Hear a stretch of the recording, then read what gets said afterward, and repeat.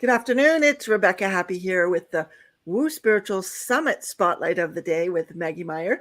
And we're going to talk about her journey and what she's going to be talking about at the workshop and a few other things that might be of interest.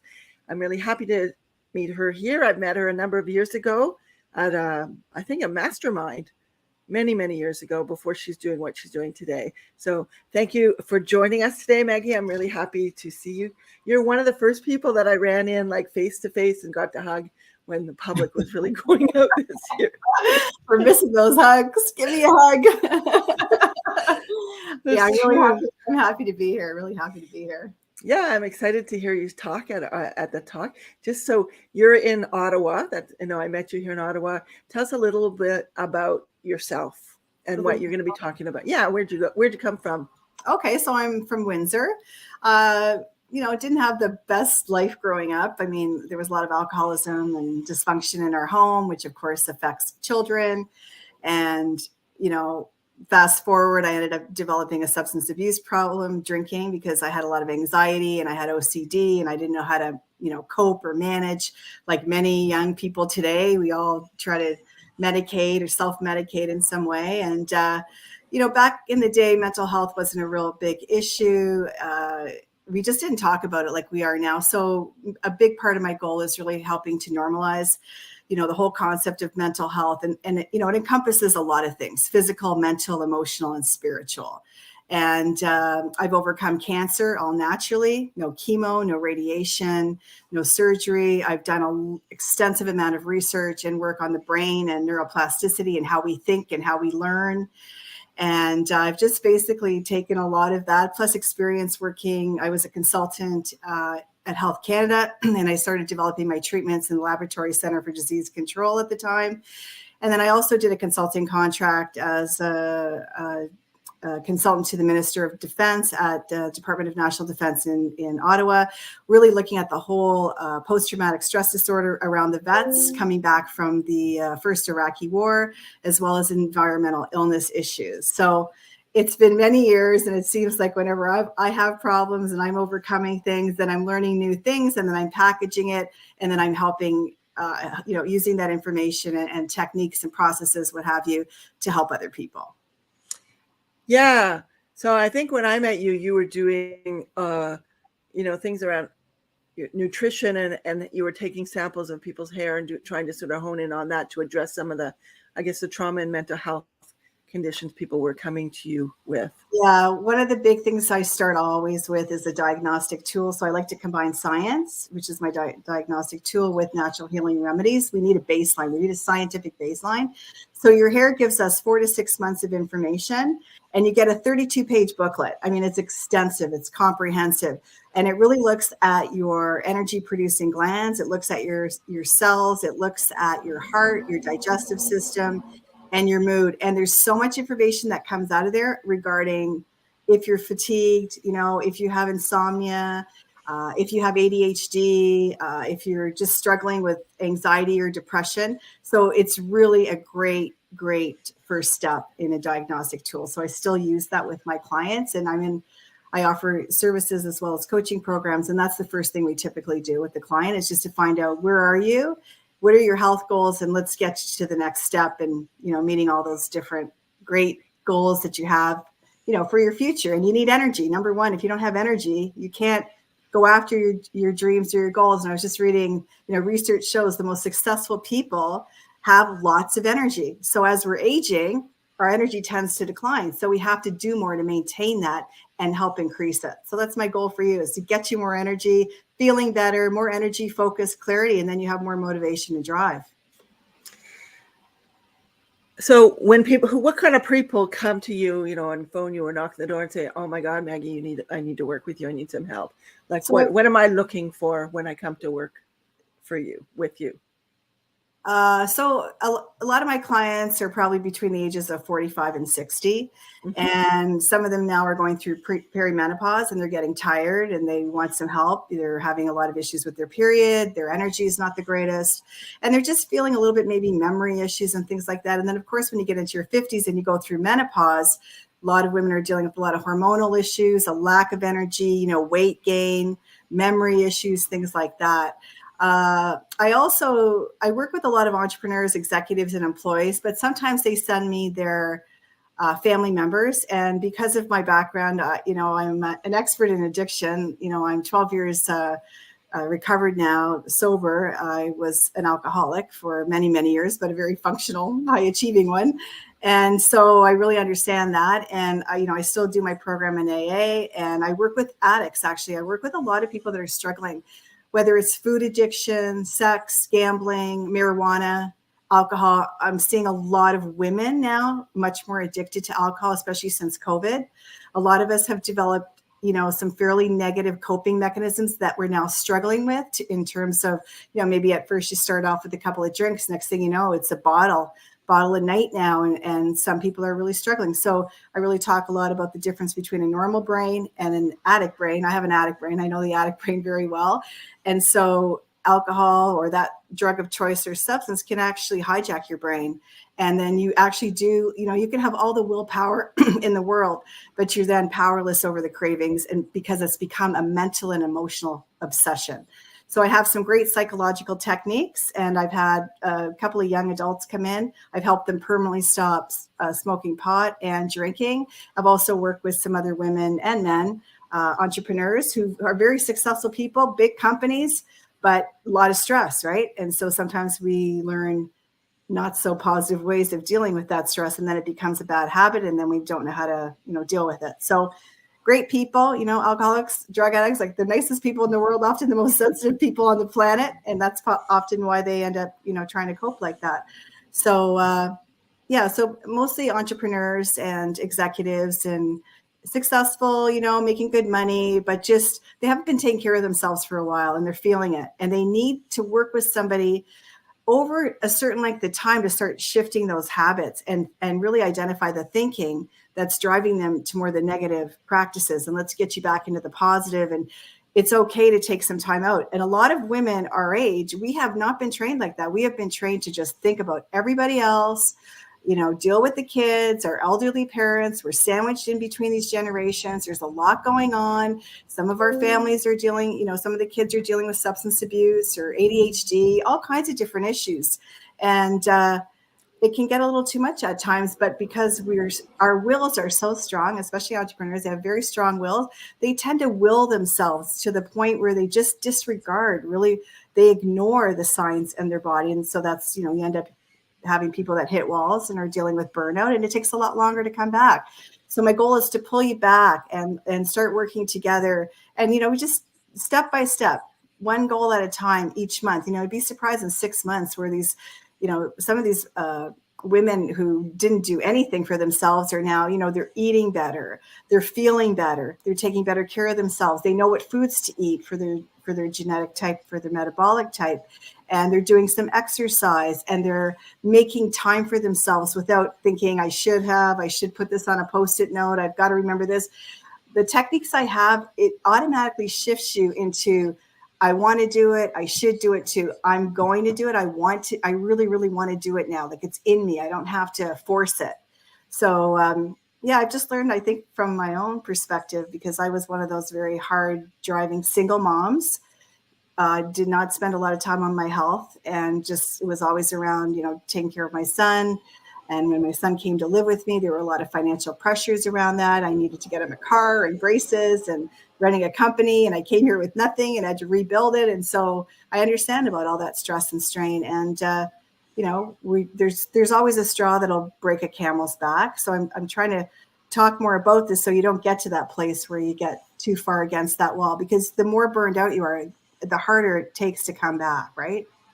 So you're getting a lot of people who are coming from a place of burnout? Yeah, some people are burned out, and a lot of them are just feeling more tired, and they can't seem to get that energy back. Maybe, they would ignore it before and they could manage, but now they're finding that because the lack of energy, they don't have as much energy to get things done. Their focus isn't always the best. They're up and down emotionally. 1 minute they're up and productive, then the next minute they're down. Some of them are just really struggling physically. They're just too tired. Others have a lot of endless negativity stuff going on in their head that's like pulling them down. And then finally, like I said earlier, some people, develop addiction. So, yeah. So you mentioned that when people come and work with you, they work with you over a period of time of months. So typically, if there is a typical, how long do people expect to work with you when they start seeking help from you? Some people work with me for 3 months, and some work for me with 6. And I have a few that have been working with me over the course of a year. And, again, it's just, you go right. It's like in business, you're going upstairs, you're up leveling yourself. So it's the same thing with your own health and wellness. And then we do tweaking, as people are progressing, they need accountability still. And we've developed a really good relationship. So we end up tweaking it, but typically 3 to 6 months for most people. Okay. So tell us, why did you raise your hand to speak at the Spiritual Summit coming up on April 22nd? Oh, that's a great question. So I love speaking, and I really wanted an opportunity to share my story. It's about, maximizing your energy and everything, but really, we really need to maximize our energy when we are trying to overcome some kind of tragedy or problem or what have you. So I went through quite a tragic situation with the suicide death of my son. And, I've been through a lot in my life, and that just hit me so hard. And I just really want to share my insight, my expertise, and my tips for people. I mean, I'm hoping, the participants haven't gone through that, but I mean, some people have gone through it. Some people will go through it in the future. There are many people taking their lives today in this country. And so I really just wanted to share my story in the sense of, how it impacted me emotionally, physically, mentally, but what I did to actually recover and get stronger from it. Because really, at the beginning of it, I didn't think I was going to get through it. I really, and to be frank, I'm still doing work to make sure that I stay strong and I stay positive, because I miss my son so much. And I'm a single mother, and he was the only child I had. And that is really difficult to live with. Very difficult. But I know a lot of people are struggling with many other things, other hardships, other adversities, issues with divorce, issues with losing a job, illness. I mean, there's a myriad of things we're all going to suffer at one point in our lives. And we don't often talk a lot about that. So my goal is to normalize a lot of these discussions, because it takes great courage and vulnerability to actually admit. Right? You have to admit that you have an issue. You can't solve anything until you admit that you need help.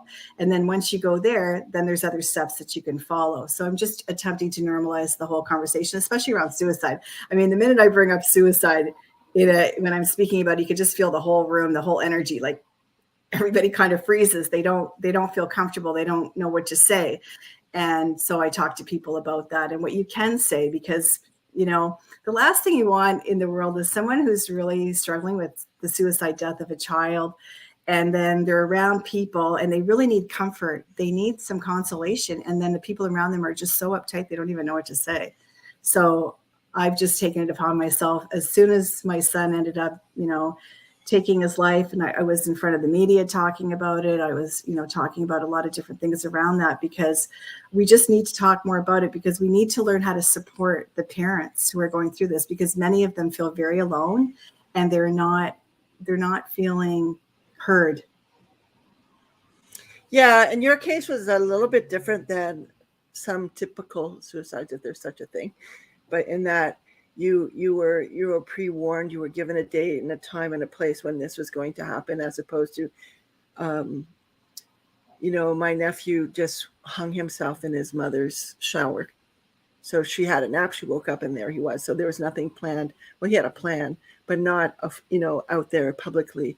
And so it's not all those people are going to go want to talk about it and educate people about that, because the process was a little bit different. Yeah. And for sure, like normalizing the conversation on grief work and grief regarding a suicide or any kind of death is, as a society, I think we don't like to talk about things like that. And people lose a lot of friends after death happens and after suicide happens, for sure. Mm-hmm. And but I don't think that you're going to find a lot of people like you decided, you're going to talk, you're going to speak about what that whole process and journey was about, because you have a very unique story around what happened with your son and you and the medical system. Right. And I just want to share as well. My son was talking a lot about suicide for 2 years. He was going through a tremendous amount of pain. But I have to really let you know that I didn't know when it was going to happen. And I had convinced myself that he wasn't going to do it because I couldn't wrap my head around it. I could not accept that he was going to do this because, I'm in the alternative medical field. I had wanted him to speak to some doctors that I know and do some other work in the States. He didn't want to do it. He only wanted to take medication. So we were really at loggerheads in terms of, he wanted my support for, that he wanted the right to die. And I felt that he hadn't done enough yet to make that determination. And so it was a very sticky place for both of us. And we didn't know when it was going to happen. And I have to tell you, when it did happen, I was absolutely shocked, even though people say that he was talking about it. Yeah, it's one thing for someone to talk about it, but it's another for them to do it. Yeah. That really threw me. It really took me down. And people react differently. I'm his mom. I reacted completely different compared to his father. His father was out there, supporting his right to die through MAID, medical assistance in dying. And I was freaking out in the background, not agreeing with it. So suicide is complicated. It doesn't matter, really, how or where. And you're right. My cousin also died by suicide, and his daughter walked in and found him hanging in the bathroom. So, but it's all trauma. It's all trauma. It's trauma. Yeah. All trauma. Yeah. And so then you have to deal with the ramifications. And I think a lot of what people don't seem to realize too, is that the death of a child, it ends up almost like killing like your future. You end up, because you had so many plans for your child, and all of a sudden, you're seeing all these kids grow up, or his friends, and they're getting married, they're buying houses, and you wish that your son was going along with that ride, and he's not. And so it's really challenging because you're constantly getting things in your face, right? So it's a journey. It's a never ending journey, and it's very, very challenging. And I'm a testament that you can recover and you can still be strong and share and hopefully encourage other people. And then with the information that I do have, one of the things I do want to talk about is with the hair testing. And this is really important for people that are dealing with anxiety or depression. We're finding a lot of copper zinc imbalances with people that have mental health issues. And my son's copper was through the roof, toxic copper.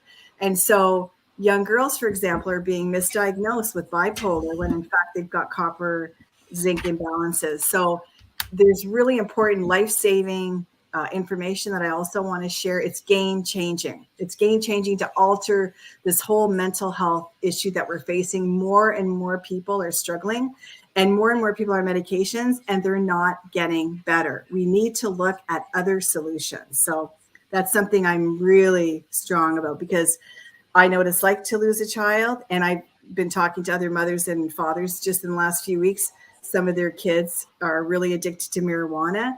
And it's really important to understand that marijuana is very damaging to the developing brain up to the age of 27. The THC, that's the part that makes you high. And that's what happened to Adam. He ended up smoking pot. He got brain damage from it. And that's what resulted in him having all that pain. He ended up developing somatoform disorder. He felt like there was sulfuric acid burning in his body. And as a result of that, not so much mental health issues, but the physical pain, he couldn't cope with it anymore.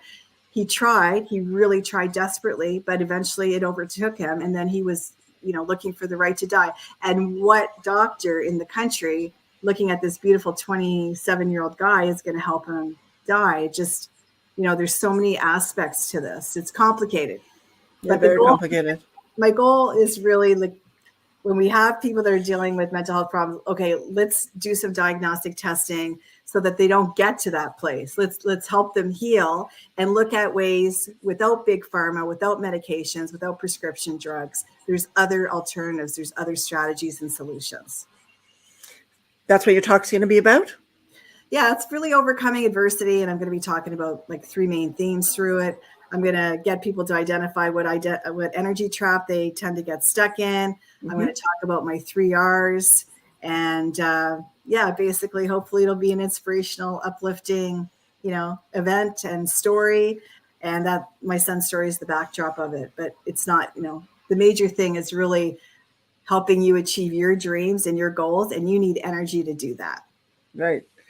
And you're doing a workshop as well, or you're just doing a talk? I'm doing a talk and a workshop. And your workshop is going to be about what? The workshop is very similar. I'm just going to really go into the whole hair and mineral testing, what kind of information you get from it. I'm going to look at why should you be removing toxic chemicals in your body? Why should you be rebalancing your minerals? Like, how do minerals affect the body and your mood? And then I want to talk a lot about self-sabotage, and we're going to look at some techniques that help shift the mindset. It's not enough to say I'm positive and I'm going to put a bunch of Post-it notes around my house with positive affirmations. That doesn't work. It really doesn't. And the older you get, the more stuck you get in your mindset about certain things, right? Because a lot of things that you may have learned, say, about your beliefs about yourself, your self-esteem, your self-confidence, your money mindset, that often comes from when you're very young. And that gets really programmed into people. So, I work with entrepreneurs, for example. I work with this lady. She's a very successful book coach and author, and she wanted to develop a book coaching program. And this is through COVID, but she had some limiting money issues. Anyway, she made an additional $75,000 working with me. So those are some of the things that we can do to help shift, like just change those mindsets. We all have limiting beliefs. We all have fears. We all have things that pull us down, Who do you think you are? You want to scale your business, or you want to go from 5,000 to 10,000 or 20,000 a month, whatever it is. Or maybe some people want to quit their job and they're afraid to really go out there and start their own business. Like, lots of us have dreams, but a lot of people sit back and they don't really go after them, or they get comfortable and they just tend to, kind of dip their toe in. But I'm like, let's go. We're going to go swimming together. Okay, thank you. Sounds exciting. I'm really looking forward to hear you speak, and everybody else as well. So if people haven't got their early bird tickets, they can go to the woospiritualsummit.com. And if you want to find out more about Maggie and what she does, you can go to her website here, Maier.com. And if you want to find out more information and you're interested in doing the workshop, hearing her speak, go check it out. And you can reach out to her. She's pre-selling tickets, I think, for her workshop. You can buy them, of course, on the day, but just come prepared if you get to see this. Otherwise, you'll be excited to find out the day of as well. So I look forward to seeing you. So bring your friends. Can't wait to see you. Have a good day. The Woo